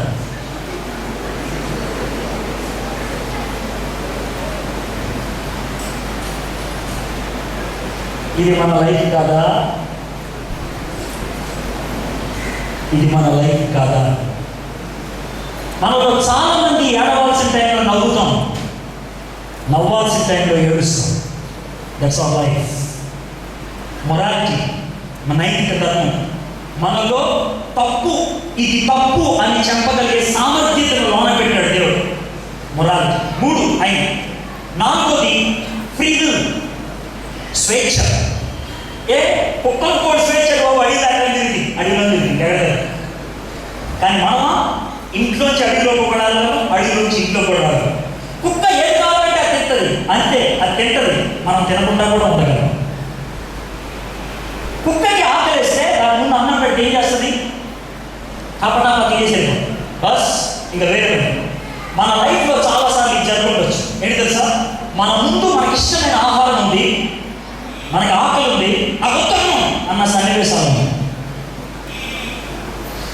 అది కోపం కావచ్చు, లేకపోతే ఉపవాసం కావచ్చు, ఏదైనా అవ్వచ్చు. కోపాన్ని వ్యక్తపరిచి అనవచ్చు వానాహ్లాసం అని నియంత్రించుకునే శక్తి మనకుంది. నా వాంట్ ఎంఫసైజ్ దిస్. నియంత్రించుకునే శక్తి మనకున్నది. దేవుడు నియంత్రించుకునే శక్తిని మనలో మాత్రమే పెట్టాడు. The ability to say no, the ability to control, the ability to control. నాకు వద్దు అంటే ఆపుకోగలను. నాకు వద్దు అనే తత్వం దేనికి ఉండదో తెలుసా? జంతువుకు ఉండదు, మనిషికి ఉండదు. నువ్వు మనిషివి, నాకు వద్దు అంటే నువ్వు ఆపుకోగలవు. నేను ఆపుకోలేకపోతున్నానంటే నీకేమి లేదని, నియంత్రించుకునే శక్తి లేదని. ఒకవేళ అది లేకపోతే నీలో ఉన్నటువంటి మానవ తత్వము కృషించిపోదు. దేవుడు అని మనలో పెట్టాడు. దట్ నెంబర్ 1, నియంత్రించుకునే శక్తి. 2వది రేషనల్, విచక్షణ పెట్టాడు. ఈ 2 పెట్టిన తర్వాత దేవుడు మనల్ని నమ్మి జాగ్రత్త. దేవుడు మనల్ని నమ్మి ఇరాస్ అనే ప్రేమ ఇచ్చాడు. ఇచ్చి 13 ఏట ఇచ్చాడు అనుకున్నాం ఈ ప్రేమ. కానీ ఈ ప్రేమను ఎప్పుడు అనుభవించమన్నాడు తెలుసా? నీకు పెళ్ళైన తర్వాత భార్య భర్తల మధ్యన ఉండాల్సినటువంటి ప్రేమ ఇరాస్. ఈ ప్రేమ పవిత్రమైనది. హెబ్రీయులకు రాసిన పత్రిక 13వ అధ్యాయం. వివాహము అన్ని విషయాల్లో అక్కడ దాకా వచ్చింది. ఆ తర్వాత పెండ్లి పాన్పు నిష్కలంకమైనది. అంటే స్పష్టమైన భాషలో చెప్పాలంటే, నేను పవిత్రంగా ఉండాలి, నేను పెళ్లి చేసుకునే వ్యక్తి పవిత్రంగా ఉండాలి, పవిత్రం అవ్వాలి. పాపపు నిష్కలంకమై ఉండాలి. The erotic love should be holy. That's what God said. ఈ ప్రేమ పవిత్రంగా ఉండాలి అని. కాబట్టి నియంత్రించుకోవాలి. అప్పుడు దాకా నియంత్రించుకోవాలి. కోరిక పుడుతుంది, ఆశ పుడుతుంది, సహజం. కానీ నియంత్రించుకోవాలి. ఎందుకు నియంత్రించుకోవాలంటే దేవుడు చెప్పాడు, దట్ ఈస్ ఫర్ దట్. ఈ ప్రేమ దానికోసం పెట్టాను, ఈ ప్రేమ అక్కడ అనుభవించాలని పెట్టాను. రీజన్ ఇచ్చాను, ఫ్రీడమ్ ఇచ్చాను, రిజెక్షన్ ఇచ్చాను. ఏది రైట్ ఏది రాంగ్. రెండోది, చాలా మంది అన్నం తినచ్చా అని అడుగుతారా? ఒకవేళ ప్రశ్న సమయం, మొదటి ప్రశ్న ఏమండి, రోజుకు 3 సార్లు నీళ్ళు తాగాలనిపిస్తుంది, తాగొచ్చంటారా? నవ్వుతున్నారే? నాకు రోజు పొద్దున్నే కాలేజ్కి వెళ్ళాలనిపిస్తుంది, వెళ్ళొచ్చంటారా? నవ్వుతున్నారే? ఎందుకు నవ్వుతున్నా? I very serious. Why are nodding? ఎందుకు నవ్వుతున్నారు? ఒకవేళ ఇటువంటి ప్రశ్న వేస్తే నవ్వుతారా మీరు? ఎందుకు నవ్వుతున్నారు? నాకు తెలిసి మీరు ఎందుకు నవ్వుతున్నారు? అది ప్రశ్న. బుద్ధి జ్ఞానం లేదా? మనిషి అన్నా నీళ్ళు తాగాలనిపిస్తుంది, స్టూడెంట్ అన్నా కాలేజీ వెళ్ళాలి. So right. అయితే మీరు ఎవరన్నా ప్రేమించవచ్చా అని అడిగారు. నవ్వుతారు. మాకు ఎంతమంది చెప్తారు కూడా? ఇప్పుడు మీరు ఆలోచించారు. అన్నం తినొచ్చా అంటే దానికోసం కదా ఆన్సర్ కోసం ఎదురు చూడరు. ప్రేమించవచ్చా అంటే ఎదురు చూస్తారు. ఎందుకు తెలుసా? మనకి ఎప్పుడైతే ఆ ఫీలింగ్ వస్తుందో లాంగ్ నుంచే ఒక ప్రశ్న వస్తుంది, ఇది రైట్ కాదేమో. అందుకే ఇది రైట్ కాదేమో నీకు అనిపిస్తుంది. అందుకే నేను అడిగా ఆ ప్రశ్న. The doubt has come out because there was some pricking inside. లోన నొచ్చుకుంటుంది, లోన క్వశ్చన్ వస్తుంది, ఇది తప్పు అని నీకు తెలుసు, కానీ ఎందుకో తెలియదు, ఎలాగో తెలియదు. అందుకే ఆ ప్రశ్న. సో మై ఫ్రెండ్స్, ఇది సహజం. మారల్గా తప్పని తెలుసు, లాజికల్గా అక్కడ ఉపయోగించాలని తెలుసు, ఫ్రీగా నియంత్రించుకునే శక్తిని దేవుడు మనకు అనుగ్రహించాడు. సో ఇరాటిక్ లవ్ దేవుడు ఇచ్చింది పెళ్లి కోసం. పెళ్లిలోనే వాడుకోవాలి. సార్ పెళ్లికి ముందు వాడితే ఏమవుతుందండి అని అంటారు. పెళ్లికి ముందు వాడిన 3 రకాలైన సమస్య. ఏంటి ఆ 3 రకాలైన సమస్య? నువ్వు చర్చకొచ్చావు కాబట్టి నువ్వు దేవుని బిడ్డవి, లేదా దేవుని పట్ల కాస్త ఆలోచన కలిగిన వ్యక్తివి అని నేను నమ్ముతున్నాను. ఒకవేళ ఆ విధంగా జవాబు ఇవ్వాలనుకుంటే ద ఫస్ట్ రీజన్ ఏంటి తెలుసా? బైబిల్లో sex out side marriage is considered as sin. పెళ్లికి బయట, జాగ్రత్త, పెళ్లికి బయట ఉండేటువంటి లైంగిక సంబంధం ఏదైనా సరే పాపం. పెళ్లికి బయట అంటే నేను ఈ అమ్మాయిని పెళ్లి చేసుకుందాం అనుకున్నాను, ఇంకోసారి టెస్ట్ చేద్దాం అనుకున్నాను. నేను అందుకే అన్నా, నేను ఉపయోగించే పదాలు చాలా పచ్చిగుంటాయి. But somewhere somebody has to tell. అమ్మాయిగా పెళ్లి చేసుకున్నది కాబట్టి ఒకసారి ట్రై చేసుకున్నాం. ఎందుకు తెలుసా? పెళ్ళైన తర్వాత తొలి రాత్రి గడిపే పడక ఎలా ఉన్నారు? మీ నోటి చెప్పండి.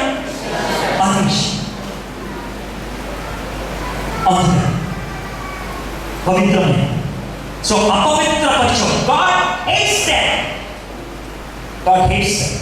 That's the reason number 1. Spiritualగా it is sin. Spiritualగా it is sin. రెండోది మారల్గా ఉండేటువంటి ప్రాబ్లం ఏంటి చెప్పండి? పెళ్లికి బయట సెక్షువల్ రిలేషన్ కలిగి ఉండడానికి ప్రయత్నం చేస్తే మీలో గిల్ట్, డౌట్, ఈ 2 వస్తాయి. గిల్ట్, డౌట్ ఎలా వస్తాయి? సేమ్ అవుట్ సైడ్ 2 ఆలోచన.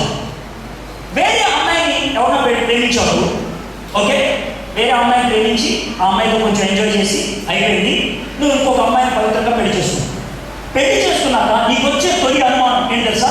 మొదట్లో రావచ్చు, ఓ 2-3 వారాలు రావచ్చు. 2-3 వారాల తర్వాత వచ్చేటువంటి మొదటి అనుమానం ఏంటి తెలుసా? నేను బయట తెలియక ఈ తిరగలేదన్నా గ్యారెంటీ ఏంటి? ఈ తీరిక ఈ తిరగలేదన్నా గ్యారెంటీ ఏంటి?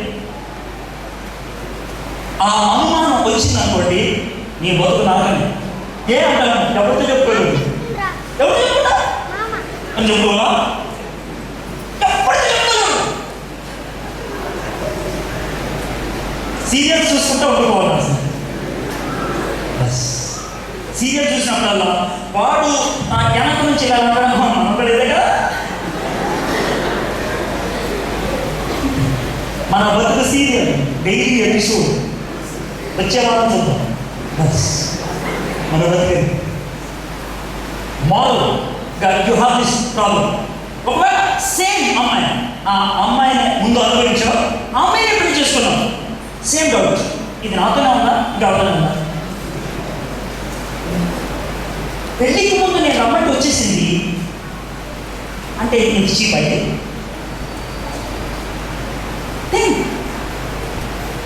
ఈ అనుమానాలు ఎప్పుడు నివృత్తి చేయలేడు. వాటితో నువ్వు చావాల్సిందే. You have to die with that. You have to die with that.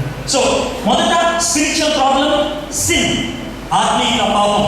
Second moral ప్రాబ్లంగా డౌట్ అండ్ గిల్ట్, నీలో అపరాధ భావం, అనుమానం. మూడోది మెడికల్గా జబ్బు. చాలా ఈజీగా వచ్చేస్తుంది జబ్బు. ఈ మూడు సమస్యలు బట్టి నో చాలా స్పష్టంగా చెప్పాలి. సెక్స్ అవుట్ సైడ్ మ్యారేజ్, ఈ మూడు విధాల సమస్య. రైట్, మీలో కొంతమందికి ఇలాంటి చాలా ఫ్రాంక్ క్వశ్చన్ రావచ్చు. సార్, నా ప్రేమ చాలా పవిత్రమైందండి, నేను ఈయన్నే లేదా ఈ అమ్మాయినే పెళ్లి చేసుకున్నాను అనుకుంటున్నాను, అందుకని చాలా పవిత్రంగా ప్రేమిస్తున్నాను. I have to tell something about marriage. పెళ్లి గురించి చెప్పాలి. ఎందుకంటే ఇరాస్లోకి కొంతమంది పెళ్లికి కలపడానికి ప్రయత్నం చేస్తారు. పెళ్లి అనేది ఇద్దరు మధ్య ఉండాల్సినటువంటి కంపాటబిలిటీ, సమన్వయం. వాళ్ళిద్దరూ ఒక నిర్ణయం తీసుకుంటే ప్రపంచంలో వెనక్కి తీసుకోలేని నిర్ణయం ఒకటే. ప్రపంచంలో 5 నిమిషాల్లో నిర్ణయం తీసుకొని 50 సంవత్సరాలు గడపగలిగే ఒకటే పెళ్లి. 5 నిమిషాలు పడుతుంది నేను నిర్ణయం తీసుకోవడానికి. ఆ నిర్ణయం మీద ఎంతకాలం పథకాలు తెలుసా? 50 ఏళ్ళు. 25 ఏళ్ళ నీకు పెళ్ళి అయిందనుకో, 75 ఏళ్ళ చచ్చావనుకో, 8 ఏళ్ళు ఇచ్చావు దాని మీద. కాబట్టి ఎంత జాగ్రత్తగా ఉండాలో ఆలోచించాలి. ఎంత జాగ్రత్తగా ఉండాలి.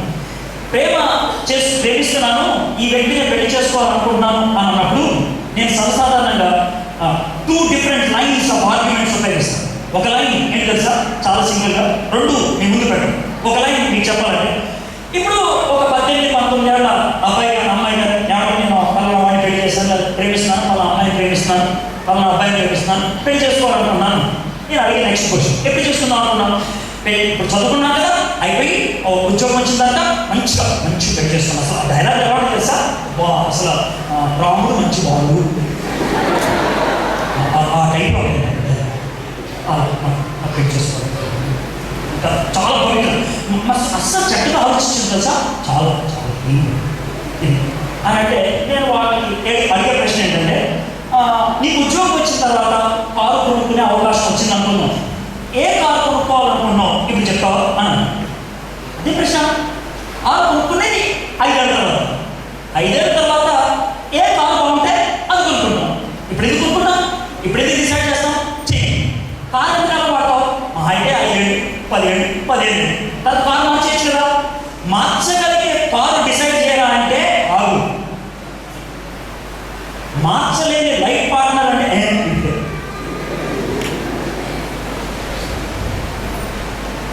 ఎంత బుద్ధిగా ఆలోచించండి.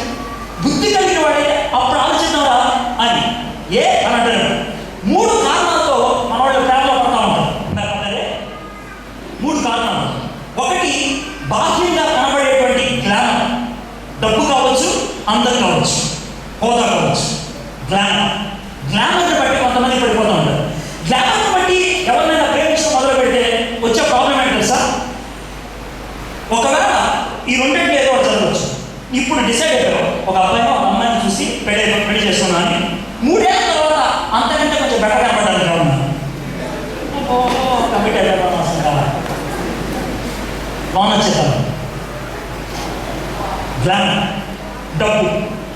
నువ్వు ఇప్పుడు ఇంటర్మీడియట్ పడుతూ లేస్తూ ఉన్నప్పుడు నీ లెవెల్లో సరిపోయే పడుతూ లేస్తూ ఉన్న ఒక వ్యక్తిని లవ్ చేసావు.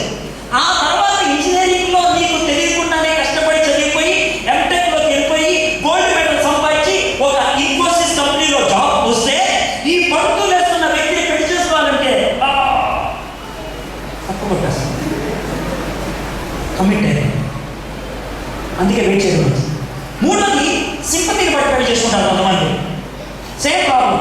అంతకంటే సింపాథిక్ పర్సన్ మళ్ళీ లైఫ్లోకి వస్తే సింపతిని బట్టి కాదు, గ్లామర్ని బట్టి కాదు, నీకున్న ప్రజెంట్ ఇంటలెక్చువల్ లెవెల్ని బట్టి కాదు, పెళ్లి చేసుకునే టైంకి కంపారిటివ్గా ఆలోచించాలి. రైట్? ఇది ఒక లైన్ ఆఫ్ థాట్. అయితే రెండో లైన్ ఆఫ్ థాట్ చాలా సింపుల్గా, మీరు ఎప్పుడైనా మ్యాచింగ్ సెంటర్కి వెళ్ళారా? Matching centre. మ్యాచింగ్ అంటే పెళ్లి మ్యాచింగ్ కాదు, చీరకి జాకెట్, షర్టుకి ప్యాంటు మ్యాచింగ్. ఇప్పుడు ఫర్ ఎగ్జాంపుల్ ఒక చీరలో అదే జాకెట్లు అమ్మేటువంటి మ్యాచింగ్ సెంటర్కి వెళ్ళి, సార్ మా చీరకి జాకెట్ ఇవ్వండి అని అంటే వాడనే మొత్తం మాట్లాడి చెప్పండి ఏ రంగు అంటే కదా. సో నువ్వు జాకెట్ సెలెక్ట్ చేయాలంటే నీకు బాగా దేని గురించి తెలియాలి? చీర గురించి తెలియకుండా వాడు జాకెట్ ఉంటాడా? చెప్పండి, ఆలోచించండి. చీర తెలియదు జాకెట్ ఏంటంటే, లేకపోతే చీర ఏంటో తెలియకుండా అక్కడ ఉన్నటువంటి ఈ రంగు నీ వాడరా, ఈ రంగు వాడరా, ఈ రంగు వాడరా, ఈ రంగు వాడరా. చీర తెలియకపోతే కంపారిజన్ వస్తుంది. చీర తెలిస్తే కంపారిజన్ కాదు వచ్చేది, కంపాటబిలిటీ వస్తుంది. జాగ్రత్తగా నీ మాట. చీర తెలియకపోతే కంపారిజన్ వస్తుంది, చీర తెలిస్తే కంపాటబిలిటీ వస్తుంది. చీర తెలియకపోతే ఈ జాకెట్ అంటే ఇది బాగుందా అంటావు, చీర తెలిస్తే ఈ చీర సెట్ అవుతా అని అడుగుతావు. నేను ఎందుకు మాట చెప్తాను తెలుసా? నువ్వేంటో నువ్వు తెలియకుండా నీ పెళ్లి భాగస్వామి ఎవరో తెలుసుకోవాలనుకోవటం, చీర తెలియకుండా జాకెట్ కొనుక్కోవడం. హియర్ నేనేంటి, నా బ్రతికేంటి, నా జీవితం ఏంటి, నా ఆశయం ఏంటి, నా కోరిక ఏంటి, అది తెలిస్తే అప్పుడు చేయగలుగుతాం. ఇప్పుడు నాకు బయటకు తీయలేదు, ఒకసారి తీయాలనిపిస్తుంది.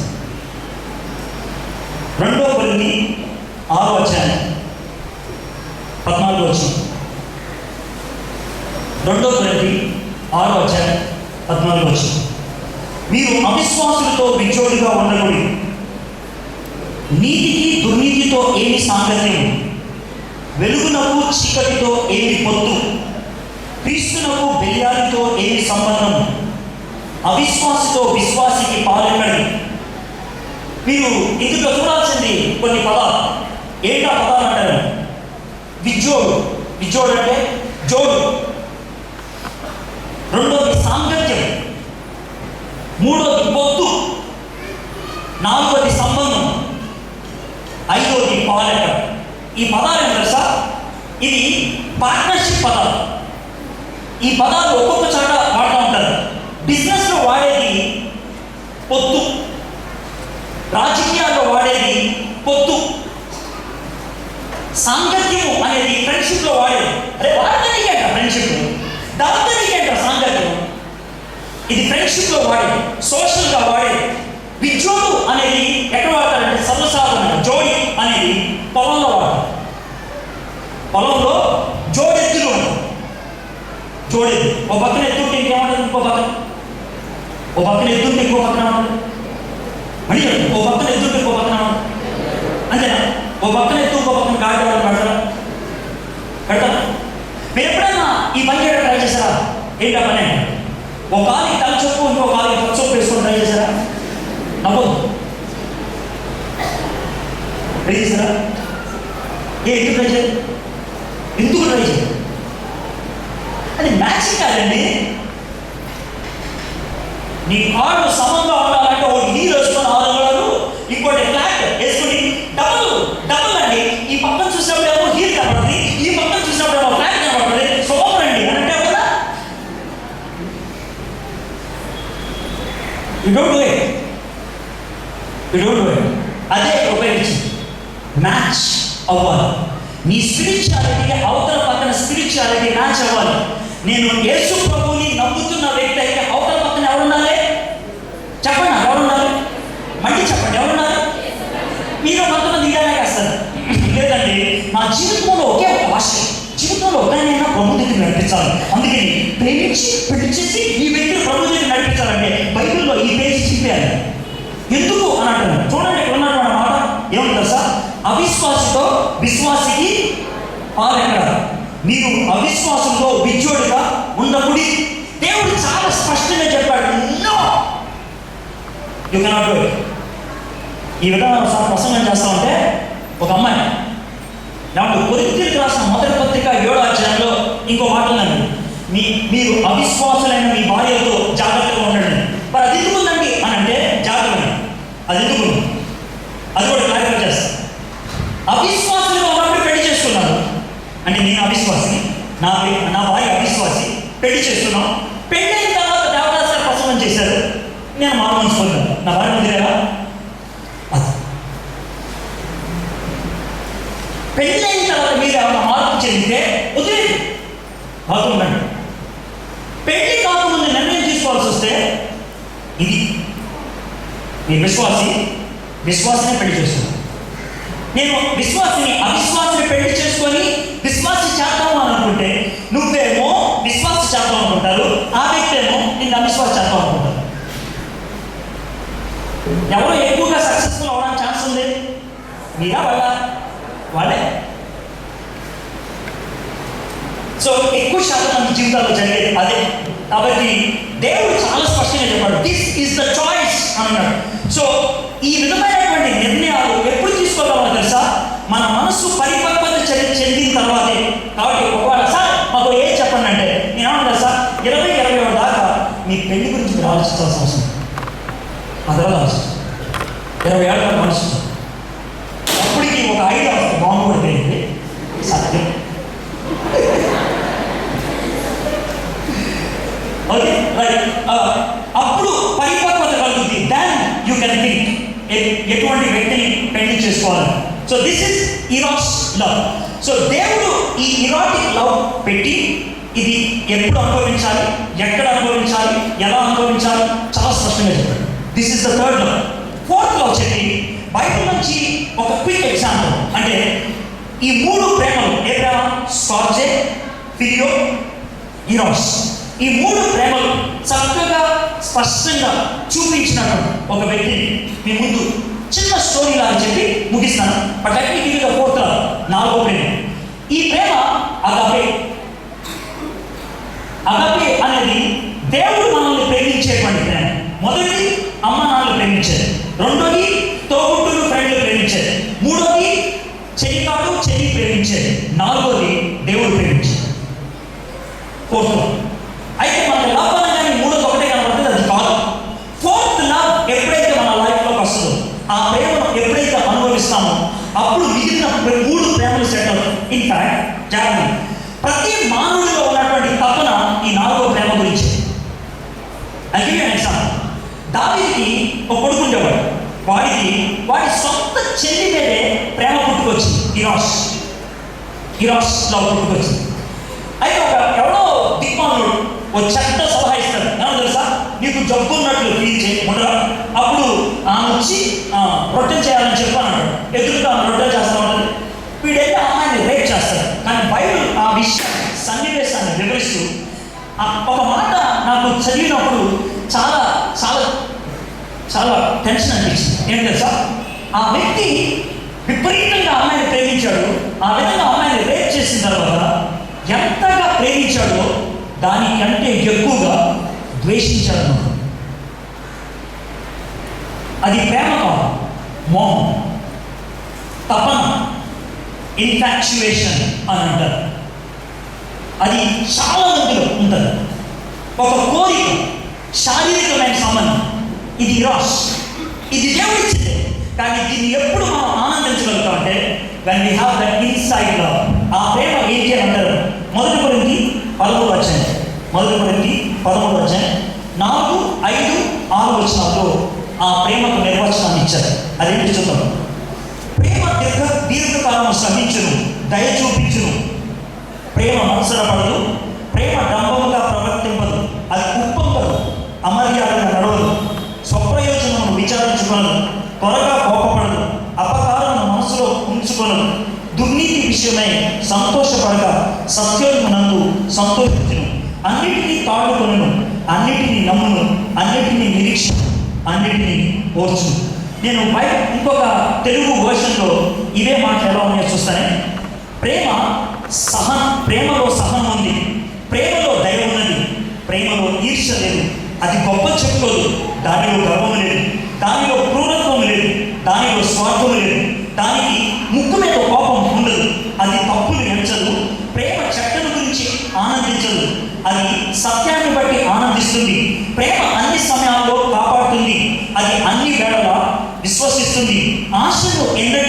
వదులుకోదు, అది ఎప్పుడు సంరక్షిస్తుంది. మీరు ఒకవేళ లవ్లో పడ్డాను అని అంటే అసలు ఫస్ట్ ఆఫ్ ఆల్ పడతాం అని అంటే రాంగ్. ఒకవేళ లవ్ ఎవరినైనా చేస్తున్నారంటే ఇది లేకపోతే, ఈ గుణగణాలు మీ లవ్లో లేకపోతే గుర్తుపెట్టుకోండి, అది లవ్ కాదు, అది లస్ట్, మోహం, అది ఇన్ఫాక్చుయేషన్, అది ప్రేమ కాదు. అది తుచ్చమైనటువంటి అభిలాషలతో కూడింది, క్షణికమైన ఆనందం కోసం తాపత్రయపడేది, అది ఎల్లకాలం ఉండదు. దేవుడు ఇటువంటి ప్రేమను ఆశిస్తున్నాడు. ఈ ప్రేమ మన లైఫ్లోకి ఎలా వస్తుంది? ఈ ప్రేమను నా లైఫ్లో నేను ఎప్పుడు చూపించగలను? మీకు బిగినింగ్లో ఒక మాట చెప్పాను, లోన కోరిక ఉండిపోతే ఆ కోరిక తీర్చుకోవడానికి దేవుడు మనకి ఎవరి ద్వారా ఒకలా నేర్పిస్తాడు. That's what I am trying to do.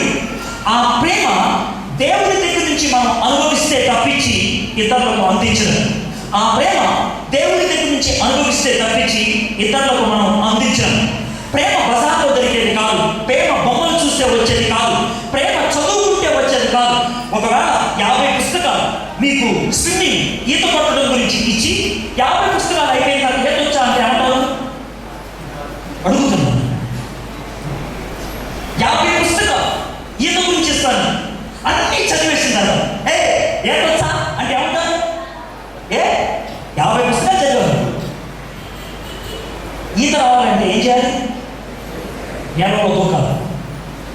ప్రేమ గురించి పుస్తకాలు చదివితే రాదు, ప్రేమ గురించి బొమ్మలు చూస్తే రాదు, ప్రేమ అనుభవిస్తే వస్తుంది. ఆ ప్రేమ 2 రకాలుగా ఉంటుంది. ఈ లోకం అందించే ప్రేమ క్షణికమైనది, దేవుడు అందించేటువంటి ప్రేమ క్షణికమైనది కాదు, ఎప్పుడు ఉండేటువంటి ప్రేమ. ఆ ప్రేమను ఎప్పుడైతే అనుభవిస్తావో ఆ ప్రేమను ఇతరులకు అందించగలుగుతావు. ఆ విధమైనటువంటి ప్రేమను చూపించిన ఒక వ్యక్తిని మేము ముందు పెట్టి నేను ముగిస్తాను. అతని స్టోరీ అంతా ఆది కాలంలో ఉంటుంది. చాలా ఇంట్రెస్టింగ్ స్టోరీ. మేబీ ప్రతి యవనస్తురాలు ఆయన స్టోరీని చదివితే బాగుంటుంది. అతను అందరి చేత తృణీకరించబడ్డవాడు. తండ్రి బాగా ప్రేమించిన తోబుట్టులు ఆయన సరిగ్గా ప్రేమించలేదు.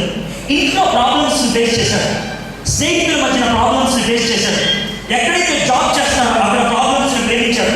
ఎవరో తనని మోహించి నేను నిన్ను ప్రేమిస్తున్నానని మోసం చేశాడు. ఇన్ని సమస్యల మధ్యన అతను పవిత్రంగా ఉండిపోగలిగాడు అంటే ఆయనలో ఖచ్చితంగా ఏదో విచిత్రమైన లక్షణం ఉండాలి. ఏంటి అది అని ఆలోచిద్దాం. అతను ఎవరు అని అంటే యోసేపు. యోసేపుకి 3 రకాలైనటువంటి ప్రేమలు చూపించడానికి అవకాశం దొరికింది. ఏంటి ఆ 3 రకాలైనటువంటి ప్రేమలు? మీకు తెలిసిందే కదా, యోసేపు 11వ కొడుకు. ఓకే, ఆ యోసేపుని సొంత అన్నలే చక్కగా ఉంటున్నారు. చివరికి అమ్మేశారు, బానిస వెళ్ళిపోయాడు. బానిస బజార్లో ఉన్నాడు. 17 సంవత్సరాల కుర్రోడు, బహుశా బాగా యంగ్గా ఉంటుంటాడు. రోజు పని చేస్తున్నాడేమో, బాగా ఆమిర్ ఖాన్, సల్మాన్ ఖాన్ లాగా షర్ట్ లేకుండా, బనీన్ కూడా లేకుండా, సూపర్ 6 ప్యాక్ బాగున్నాడు. సో ఓనర్ గారి భార్య అతన్ని చూస్తా ఉన్నాం కంటిన్యూస్గా చాలాసార్లు చూసి ఒకరోజు ప్రపోజ్ చేసింది, నేను నీతో కట్టుతాను. ఐగుప్తు దేశంలో బైబిల్ లేదు, ఐగుప్తు దేశంలో యెహోవా దేవుడు అంటే తెలియదు, ఐగుప్తు దేశంలో పవిత్రతకు స్థానం లేదు, ఐగుప్తు దేశంలో పక్కింటి అమ్మాయితో వచ్చే పడుకోవడం సమస్య కాదు, ఐగుప్తు దేశంలో సెకండ్ సెటప్ ఉంటో ఇష్యూవే కాదు. పైగా ఓనర్ గారి భార్య అడిగింది అంతకంటే కావాలి. కానీ యోసేపు ఆయన ఏమంటాడంటే ఆలోచన, ఆదికాండం 39వ అధ్యాయం 6వ వచనం, అతడు తనకు కలిగినంతయు యోసేపు చేతకు అప్పగించి తాను ఆహారం తింటా సరే చూద్దాం 7వ వచనం. పడిన తర్వాత అతని యజమాని భార్య యోసేపు మీద కన్ను వేసి తనతో సైనింపమని చెప్పాను. అయితే అతడు ఒక్క నా యజమానుడు తనకు కలిగినంతయు నా చేతికి అప్పగించను కదా, నా వశన తన ఇంటిలో ఏమి ఉన్నదో అతడు ఎరుగడు. ఈ ఇంటిలో నాకంటే పైవాడు ఎవడూ లేడు. నీవు అతని భార్య అయినందున నిన్ను తప్ప మరి దేనిని నాకు అప్పగింపకు ఉండలేదు. కాబట్టి జాగ్రత్త. కాబట్టి నీ నెట్లు ఇంత ఘోరమైన దుష్కారము చేసి, తర్వాత మాట చేసి దేవునికి విరోధముగా పాపము కట్టుకుందినని తన యజమానుని భార్యతో అని తనకు ఒక ప్రపోజల్ వచ్చిన, తనకు ఒక టెంప్టేషన్ వచ్చిన, తనకు ఒక అవకాశం వచ్చిన, ఇది చేస్తే బాగుంటుందా అని తనకు ఒక ఛాన్స్ వచ్చినప్పుడు దాన్ని తృణీకరించడానికి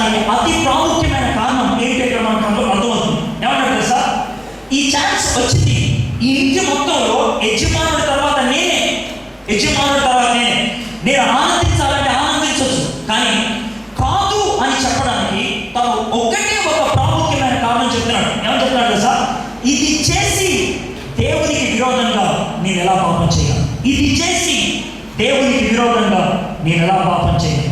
how can I do this and commit sin against God? How can I do this అంటే తన తలంపుల్లో దేవుడు ఉంచుకున్నాడు కాబట్టి పాపం చేయకుండా ఉన్నాడు. ఇందాక దేవదాసయ్య గారు ఒకే ఒక వచనం చదివి వినిపించారు. ఒకవేళ యవన జీవితంలో పవిత్రతలు కీలకమైనటువంటి వచనం ఏదైనా ఉంది అంటే అదే, నేను పాపము చేయకుంటున్నట్లు నీ వాక్యమును నా హృదయంలో దాచుకున్నాను. 119 కీర్తన 11వ వచనం. ఒక యవనస్తుడు తన జీవితాన్ని ఏ విధంగా సరి చేసుకుంటాడు? నీ వాక్యాన్ని బట్టే కదా. 9వ వచనం. God's word helps us to overcome temptation. మళ్ళీ చెప్తాం, God's word helps us to overcome temptation.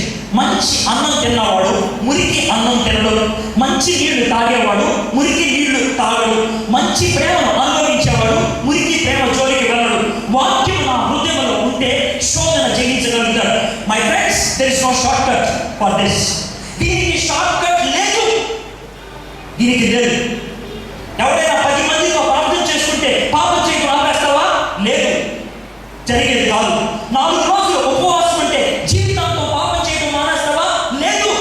4 రోజులు ఉపవాసం అంటే 40 రోజులు మానేస్తావు అంతే. ఆ తర్వాత మళ్ళీ స్టార్ట్ అవుతుంది. వాక్యము అనుదినం చదవాల్సిందే, దేవుడితో అనుదినం గడపాల్సిందే. If you don't spend time with God, you will be spending time in the world. దేవుడితో సమయం గడపకపోతే లోకంలో నీ సమయాన్ని గడుపుతావు. There is no shortcut. Please, మీకు ఏ విధంగా చెప్పాలో నాకు అర్థం కావట్లేదు. That's where you can experience God's love. దేవుని వాక్యములో దేవుని ప్రేమను అనుభవిస్తావు. ఎలాగా? నీ స్నేహితులు పంపించే మెసేజ్లో ప్రేమను ఏ విధంగా చూడగలుగుతావో, దేవుడు పంపించిన ఈ మెసేజ్లో దేవుని ప్రేమను చూడగలుగుతావు. ఆ ప్రేమను అనుభవిస్తున్నప్పుడు, ఆ ప్రేమతో నీ జీవితాన్ని నింపుకున్నప్పుడు ఈ లోకంలో వచ్చేటువంటి ఈ తుచ్చమైనటువంటి నీచమైనటువంటి ఛాన్సెస్ ని నో అని నువ్వు చెప్పగలుగుతావు. నో. యోసేపు ఇరాస్ లాలో పవిత్రంగా ఉండగలిగాడు. ఎందుకో తెలుసా? దేవుణ్ణి తన హృదయంలో పెట్టుకున్నాడు కాబట్టి. ఇది మొదలు. రెండోది స్కార్చెలో 48వ అధ్యాయం, ఆదికాండం 48వ అధ్యాయం. స్టోరీ లాగా చెప్పేస్తాను. యాకోబు యోసేపు దగ్గరికి వచ్చాడు. వచ్చి, బాబు నీ చెయ్యి నా చెయ్యిని పెట్టాడు. పెట్టిన తర్వాత నాకు ఒక వాగ్దానం చేయాలి. ఏంటంటే, నేను చచ్చిపోతాను, నేను చచ్చిపోయిన తర్వాత నన్ను ఇక్కడ పాతి పెట్టదు, ఎందుకంటే ఇది మన దేశం కాదు, దేవుడు మనల్ని అక్కడికి తీసుకెళ్తాడు, వాగ్దానం చేసిన దేశాన్ని నన్ను తీసుకెళ్ళి అక్కడే పాతి పెట్టుకోమన్నాడు. యోసేపు అలా చచ్చిపోయిన తర్వాత కొన్ని రోజులు ఏడ్చిన తర్వాత రాజుగారి దగ్గరికి వెళ్ళాడు. రాజుగారు మా నాన్నగారు వాగ్దానం చేశారు, ఆయన తీసుకెళ్ళి మా తాతోడు సమాధి దగ్గర పాతి పెట్టి వస్తానని. మక్కల సరే బాబు తీసుకెళ్ళండి. పాపం ప్రయాణం చేసి వెళ్ళి సమాధి చేసి వచ్చాడు. నాకు ఎప్పుడు అనిపిస్తుంది, తండ్రి మీద అటువంటి మమత, అటువంటి ప్రేమ ఎందుకు వచ్చింది? తనలో దేవుడు ఉన్నాడు కాబట్టి. దేవుడు ముందు వాగ్దానం చేశాడు, దేవుడిని వాగ్దానంలో పెట్టుకున్నాడు కాబట్టి తల్లిదండ్రుల్ని గౌరవించాడు. ఇక్కడ చాలా మంది యంగ్ పీపుల్ ఉన్నారు. బహుశా మీ డాడీ తాగుపోతేమో, మీ మమ్మీ తిరిగిపోతేమో, but let me tell you, తాగుపోతేనా తిరిగిపోతేనా వాడు నీ డాడీ, నీ తండ్రి, నీ మమ్మీ. వాడిని ప్రేమించబోతున్నా. ఎందుకు? దేవుడు ఆజ్ఞ, ఒకే ఒక ఆజ్ఞ దీవెనతో కూడింది. నీ తల్లిని నీ తండ్రిని సన్మానించు. ఎందుకు? ఈ లోకంలో దీర్ఘాయుష్మంతులు అవ్వాలి. It's a condition. If you don't do this, వాడు తాగుపోతండి ఆయన ప్రేమించు, వాడు తిరిగిపోతండి ఆయన ప్రేమించు. You have to love. ఇది ఎలా సాధ్యం? Again I want to tell you, దేవుడిని చూస్తే అది అర్థమవుతుంది. దేవుడి ప్రేమను అనుభవిస్తే. దేవుడు మన అందగాళ్ళని ప్రేమించాడా? మన పోటీగాళ్ళని ప్రేమించాడా? మన మంచోళ్ళని ప్రేమించాడా? మనం ఆయన ప్రేమించాం కాబట్టి ప్రేమించాడా? మనం శత్రువులు ఉన్నప్పుడు కూడా ఆయన మనల్ని ప్రేమించాడు. ఆయన మొహం చీకొట్టినప్పుడు కూడా మనల్ని ప్రేమించాడు. ఆ ప్రేమను అనుభవించిన మనం ఆ ప్రేమను అందించకుండా ఉండలేదు. ఆ ప్రేమను అనుభవించిన మనం ఆ ప్రేమను అందించకుండా ఉండలేదు. Scotch love. మూడోది, ఈ వాక్యం మీకు వచ్చిన చూపించాలనుకుంటున్నాను. ఆదికాండం 50వ అధ్యాయం. ఆదికాండం 50వ అధ్యాయం.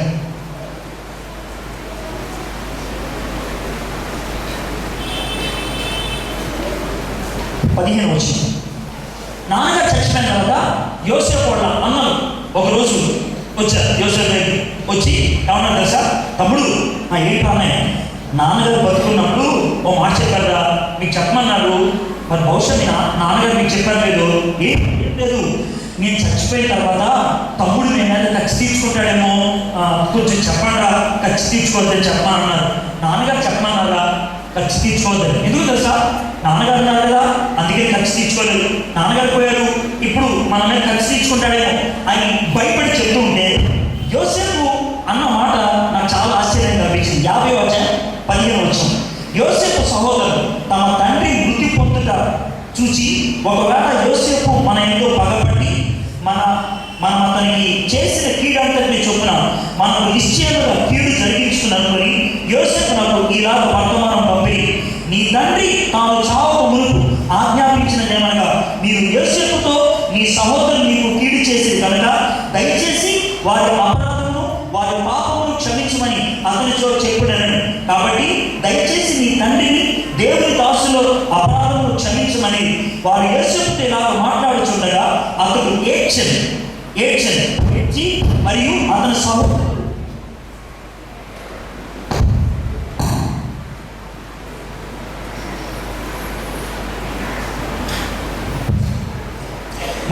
సహోదరుడు పోయి అతను ఎదురు సాగిలపడి, ఇదిగో మేము నీకు దాసులమని చెప్పగా యోసేపు ఆ మాట వినండి 19 భయపడిపోయి, నేను దేవుని స్థానమందున్నానా, మీరు నాకు కీడు చేయని ఉద్దేశించి కానీ నేటి దినమున జరుగుతున్నట్లుగా అనగా బహు ప్రజలను బ్రతికించినట్లుగా అది మేలుకే దేవుడు ఉద్దేశించింది. రైట్, మీరు కీడు చేయాలనుకున్నారు కానీ దేవుడు దాన్ని దేనికి మార్చాడు, మేలుకు మార్చాడు. అన్నోళ్ళ మీద ఖర్చు తీర్చుకోకుండా ఉండడానికి, అన్నోళ్ళ మీద కోపం చూపించకుండా ఉండడానికి కారణం లేదు, దేవుడే. ఇరాక్స్ ప్రేమలో పవిత్రంగా ఉండడానికి దేవుడు కారణం, స్వాధ్యలో లవ్లో పవిత్రంగా ఉండడానికి దేవుడు కారణం, ఫిలియో లవ్లో పవిత్రంగా ఉండడానికి కారణం దేవుడు. దేవుని ప్రేమను ఎప్పుడైతే మనం కలిగి ఉంటామో ఆ ప్రేమను ఇతరులకు మనం చూపించగలుగుతాం.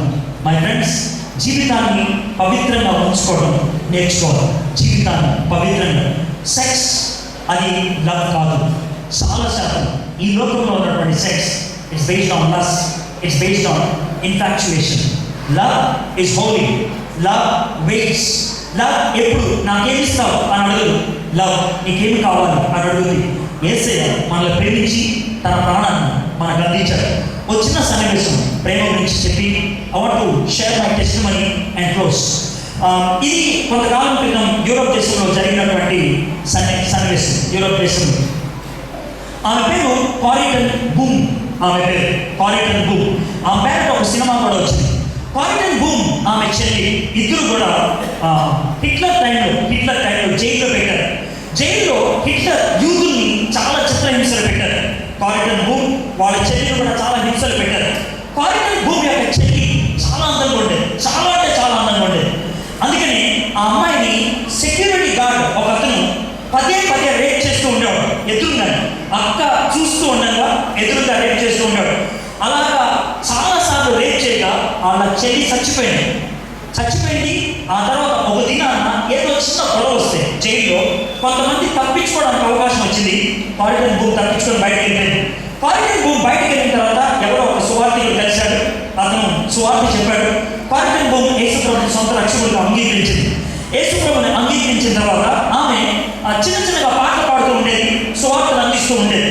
తర్వాత పాపులర్ స్పీకర్ అయిపోయింది, చాలా బాగా ప్రసంగాలు చేసే వ్యక్తి అయిపోయింది. ఒక దినాన ఆమె పోలాండ్లో జరిగిన సన్నివేశం, పోలాండ్ అనే దేశం, ఆమె సువార్తను అందిస్తూ ఉంది. చాలా మందికి యేసుప్రభు ప్రేమ గురించి చెప్తా ఉంది. ఆ ప్రేమ కావాలన్న వాడు రండి నా దగ్గరికి, ఆ ప్రేమ కావాలన్నవాడు అంటే చాలా మంది ఆర్డర్ కాల్కి స్పందించి ముందుకు వస్తున్నారు. ఇలాగ వస్తూ ఉంటే కారిటన్ బూమ్ ఈ పక్క నుంచి ఇలా చూస్తూ ఉంది. ఒక ముసలి నడుచుకుంటూ వస్తూ ఉంటాడు. ముసలి అతన్ని అదే విధంగా చూస్తుంది. తన మనసులో ఒక చిత్రం, గతంలో జరిగిన ఒక సన్నివేశం గబుక్కున వస్తుంది, క్లాష్ అవుతుంది. ఆ బొమ్మను చూస్తుంది, ఈ వ్యక్తిని చూస్తూ ఉంటుంది. 2 నిమిషాలు చూసిన తర్వాత ఈమె రక్త కణాలు చాలా వేడెక్కిపోతాయి, ఎంటుకలు నిక్కబడిచిపోతాయి, బిక్సుకుపోతాయి, చాలా కోపంగా చూస్తుంది, ఉక్రోషం తట్టుకోలేకుండా ఉండిపోద్ది. కానీ ఒక్క సెకండ్లో దేవుని ప్రేమ గురించి నేను ఇప్పుడు ప్రసంగం చేశాను, ఆ ప్రేమ కావాలన్నా ఉండే రమ్మను అని అంటుంది. కొంచెం శాంతం పరుచుకుంది, కొంచెం తాను అధీనంలో పెట్టుకుంది. దగ్గరికి వచ్చిన వాళ్ళ కోసం ప్రార్థన చేయడం మొదలుపెట్టింది. ఏ ముసలాన్ని అయితే చూసినప్పుడు ఈమె నిండుకు నిక్కపరుచుకునే అతని దగ్గరికి వచ్చింది. అతని చేతిలో చెయ్యి పెట్టి ప్రార్థన చేయాల్సిన సమయం. ఏం చేయాలో అర్థం కాదు. ముందుకి చెయ్యి పెట్టాలా లేదా ఆలోచించింది. మళ్ళీ ప్రసంగం గుర్తొచ్చింది. దేవుని ప్రేమ కావాల్సిన వాడు రండి అని గుర్తొచ్చి చెయ్యి ముందు ఇచ్చింది. ఆ ముసలం అమాయకుండా తెలియకుండా తన చేతిలో పెట్టాడు. కారిటర్ భూమి ఆ సమయంలో తనకు కలిగినటువంటి అనుభూతిని ఈ విధంగా చెప్పింది. మీకు ఎప్పుడైనా ఎలక్ట్రిక్ షాక్ కలిగిందా అని అడిగింది. నాకు కలిగినప్పుడు అతని చెయ్యి నా చెయ్యిని తాకగానే తనలోంచి దేవుని ప్రేమను అనుభవించడం మొదలుపెట్టాను. ఇంతకీ ఆ ముసలోడు ఎవరు అంటారని, ఆ ముసలోడే తన చెల్లిని పదే రేప్ చేసి చంపేసుకోవాలి. అతని చేతిలో చెయ్యి పెట్టి దేవుని ప్రేమను అనుభవించి కౌగిలించుకొని యేసే నామంలో నేను నిన్ను క్షమిస్తున్నాను అని అనగలిగాను. యేసే నామంలో నేను నిన్ను క్షమిస్తున్నాను అని అనగలిగాను. దేవుని ప్రేమ అన్ని ప్రేమలకు మించిన ప్రేమ. ఆ ప్రేమ ఉన్నప్పుడు మిగిలిన ప్రేమలని మన జీవితంలో దాని స్థానాల్లో ఖచ్చితంగా ఉండిపోతాయి. నా లైఫ్లో జరిగినటువంటి ఒక చిన్న సన్నివేశం ఇది చెప్పి నేను ముగిస్తాను. నా పెద్ద కూతురి పేరు షారన్. ఇప్పుడు అది పియూసీ ఇంటర్మీడియట్ చదువుతాను. 8th క్లాస్ చదువుతున్నప్పుడు దాని బర్త్డే రోజు జరిగినటువంటి సన్నివేశం నేను మర్చిపోలేను. బర్త్డే అయిపోయింది. రాత్రి వాళ్ళ ఫ్రెండ్స్ అందరినీ ఈవినింగ్ పిలిచింది, కేక్ కట్ చేసింది, వెళ్ళిపోయిన తర్వాత మా ఇంటి వెనక చిన్న గ్రౌండ్ ఉంటుంది. షారన్ నేను బయటకు వెళ్ళిన గ్రౌండ్లోకి క్యాషువల్గా తన భుజంగా చేసి ఏదో మాట్లాడుతూ ఉన్నాను. షారన్ని ఒక ప్రశ్న అడిగాను. షారన్, నాకు ఒక చిన్న ప్రామిస్ చేస్తావా అన్నా. ఏంటి అన్నా. నీ పెళ్ళయ్యాక వేరే మగ వ్యక్తి దగ్గర నుంచి ప్రేమ ముద్దును స్వీకరించిన ప్రేమ ముద్దును పెట్టని నాకు ప్రామిస్ చేయమన్నాడు. సరసాధారణంగా నేను ఎక్స్పెక్ట్ చేసినటువంటి ఆన్సర్ ఏంటంటే ఓకే డాడీ, ఓకే పాపా అని. కానీ షారన్ చాలా బోల్డ్గా, చాలా కష్టం, అది ఇట్స్ వెరీ డిఫికల్ట్ అని నాకేం చేయాలో అర్థం కాలేదు. నేను ఒక ప్రసంగికుడు. ఒకవేళ నా కూతురు అలా అయిపోతే ఏంటి నా పది ఒక క్షణం ఏం చేయాలో అర్థం కాలేదు. అలాగే రాయికేసి పగలు కొట్టేసుకోవాలా, దాన్ని చంపేయాలి. That was my struggle. It happen maybe few minutes 2-3 minutes. ఆ తర్వాత మళ్ళీ వచ్చి నన్ను హక్ చేసుకుని అన్నది, పాపా డిఫికల్ట్ అన్నాను కానీ ఇంపాసిబుల్ అనలేదు, కష్టం అన్నాను కానీ అసాధ్యం అనలేదు అని ముద్దు పెట్టి అన్నది ఐ విల్ అని అన్నది. And that's the confidence I have. She gave me that promise. బహుశా మీకు అటువంటి తండ్రి ఉండకపోవచ్చు, అటువంటి ఛాన్స్ మీకు ఇవ్వకపోవచ్చు. అని పరలోకపు తండ్రితో ఈరోజు నేను వాగ్దానం చేయగలను. I will be pure by your self. ఆ మాట మీద భీమవరంలో ఉన్నటువంటి ఇంతమంది అటువంటి వాగ్దానం చేయగలిగితే బాండ్ పేపర్ మీద రాసిస్తారు. సమాజం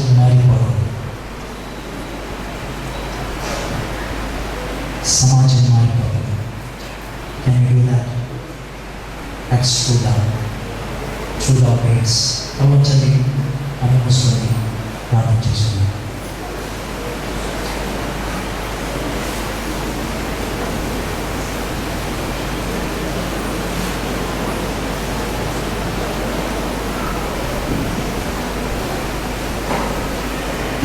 ఒక 2 నిమిషాలు మనం మౌనంగా మన జీవితాన్ని ఒకసారి పరిశీలన చేస్తున్నాం. మీలో చాలామంది ఇప్పటికే కమిట్ అయిపోయి ఉండొచ్చు. మీలో ఇప్పటికే చాలామంది హృదయాల్లో ఒక యుద్ధం చెలరేగి ఉండొచ్చు. నేను చెప్పిన మాటలు అంగీకరించాలా, అంగీకరిస్తే వదిలిపెట్టాలా, వదిలిపెట్టాల్సి వస్తే ఏంటి అనేటువంటి ప్రశ్నలు ఒక సునామీని సృష్టించవచ్చు మీ మనసులో. నాకు తెలుసు. ఈ సమయంలో నేను మిమ్మల్ని అడిగేది ఒకటే, ఈ సునామీల మధ్యన, ఈ గందరగోళాల మధ్యన మీరు ఒక్కటి చేయగలుగుతారా? యేసయ్య ప్రేమను మీరు చూడగలుగుతారా? నిన్ను రక్షించాలని, నిన్ను తన బిడ్డగా చేసుకోవాలి, నిన్ను పవిత్రురాలుగా చూడాలని తన జీవితాన్ని నీకు సమర్పించాడు. తన శరీరాన్ని నలగొట్టుకున్నాడు. తన రక్తాన్ని అంతటినీ కార్చాడు. ఆ ప్రేమ పూర్తి ఈ మధ్యాహ్నం అడుగుతున్నాడు. నా చేతిలో నువ్వు చేయి పెట్టి పవిత్ర జీవితం కోసం నేను నువ్వు సమర్పించుకుంటావని ఆయనకేం జవాబు చెప్తారు? కష్టాలు ఉండొచ్చు, సమస్యలు ఉండొచ్చు, ఎదురు ఇవ్వాల్సినటువంటి పరిస్థితి రావచ్చు. ఆయన ఒకసారి ఆలోచించు. ఆయన చేతుల్లో చేయి పెట్టి నీ బిడ్డగా నేను ఉంటాను ప్రభా, నాకు సహాయం చేయ ప్రభా, నీ బిడ్డగా నేను ఉంటాను ప్రభా, నాకు సహాయం చేయ ప్రభా.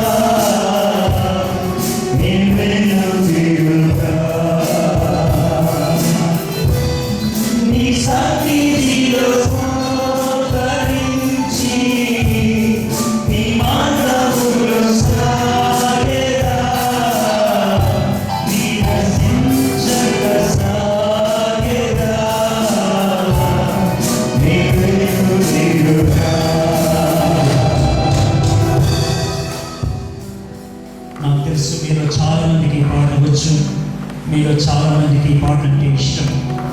కానీ ఈరోజు బహుశా ఈ పాట అందరూ పాడటానికి యోగ్యులు కాదేమో. నువ్వు యోగ్యుడిని యోగ్యురాలిని అవ్వాలి అనుకుంటే ఈ పాట నీ ప్రార్థన కావాలి, ఈ పాట నీ వాగ్దానం కావాలి. నిన్నే ప్రేమిస్తాను ప్రభా, నిన్నే వెంబడిస్తాను ప్రభా, నీకే నా జీవితాన్ని ఆశిస్తున్నాను ప్రభా. కష్టం కావచ్చు, నష్టం కావచ్చు, అది నీ నిర్ణయం అయితే మళ్ళీ ఈ పాట 2 సార్లు పాడటం, ఇది నిజంగా నీ ప్రార్థన అయితే, నిజంగా ఈరోజు అటువంటి వాగ్దానం దేవుడితో చేయాలని ఇష్టపడుతుంటే, నువ్వు పాడాలి అనుకుంటే, ఎవరైతే పాడదలుచుకున్నారో లేచి నిలబడి ఈ పాటను హృదయపూర్వకంగా పాడండి. లేచి నిలబడడానికి నీకు దమ్ము లేకపోతే, నీకు ఇష్టం లేకపోతే, నేను నువ్వు సమర్పించుకోకపోతే పాడాల్సిన అవసరం లేదు.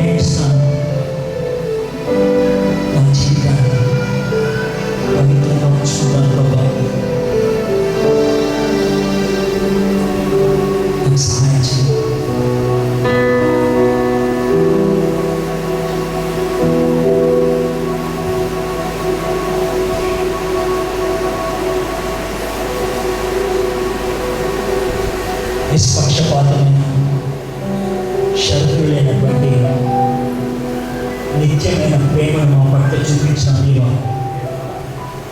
నీ ప్రేమ గొప్పది, నీ ప్రేమ తృప్తిపరిచేది, నీ ప్రేమ క్షమానించేది, నీ ప్రేమ పడిపోయేవాడిని చెప్పేది ప్రభు. నీ ప్రేమ శాశ్వతమైనది. అటువంటి ప్రేమ మాకు అందించడానికి ఇష్టపడ్డావు. ఆ ప్రేమను రుచి చూడగలిగే అవకాశాన్ని మాకు ఇచ్చావు.